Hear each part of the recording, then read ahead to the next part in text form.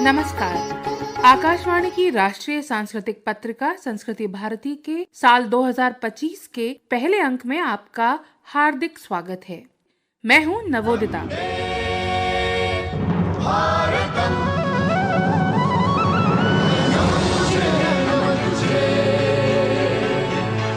नमन तुझे, नमन तुझे,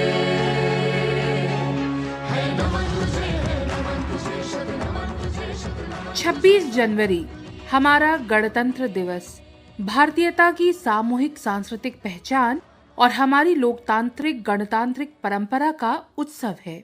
जाहिर है कि देश के हर कोने में जोश, गर्व और उत्सव का माहौल होता है इस दिन, क्योंकि ये भारतीय संविधान के लागू होने की तारीख है।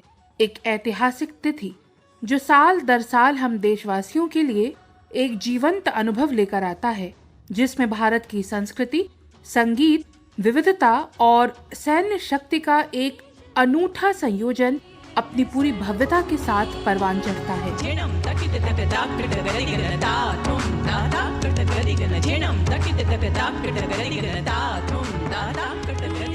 वैसे तो देश का हर हिस्सा, हर कोना इस दिन को धूमधाम से मनाता है, लेकिन देश की राजधानी दिल्ली में रायसीना की पहाड़ियों के बीच कर्तव्य पथ पर जो परेड होती है, वो हमारे सांस्कृतिक वैभव का मानो एक चलता फिरता संग्रहालय ही होती है।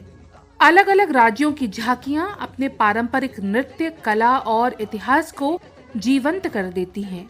ये विविधता हमें याद दिलाती है कि भले ही हमारा पहनावा, भाषा और परंपराएं अलग हों, पर हमारा दिल एक साथ धड़कता है।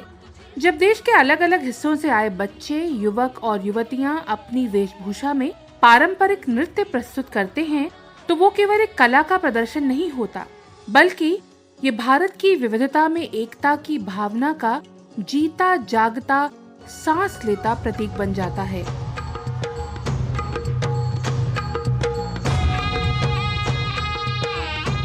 गणतंत्र दिवस के अवसर पर संगीत का विशेष स्थान है। पारंपरिक वाद्य यंत्रों की मधुर ध्वनियाँ, चाहे पंजाब का ढोल हो, तमिलनाडु का नागस्वरम या उत्तर प्रदेश की शहनाई, भारतीय संगीत की जड़ों की याद दिलाती हैं। लोक संगीत का जादू भी इस दिन छाता है।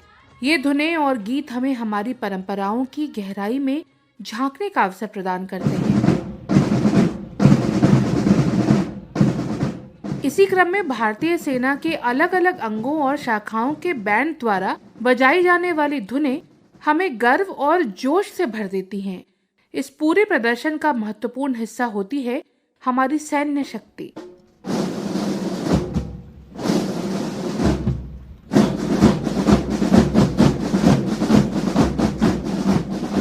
तीन दिवसीय राष्ट्रीय गणतंत्र दिवस समारोह का समापन होता है बीटिंग रिट्रीट के साथ।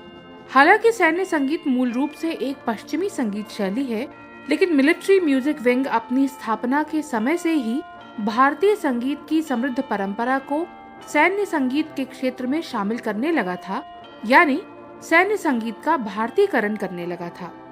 ये काम पहले भारतीय शास्त्रीय और लोक धुनों को शामिल करने के रूप में किया गया और बाद में सितार, संतूर, तबला, दिलरुबा जैसे भारतीय शास्त्रीय वाद्य यंत्रों को अपनाने के रूप में किया गया। 1994 से 1997 में सेना प्रमुख जनरल शंकर रॉय चौधरी के कार्यकाल के दौरान ये काम विशेष रूप से हुआ।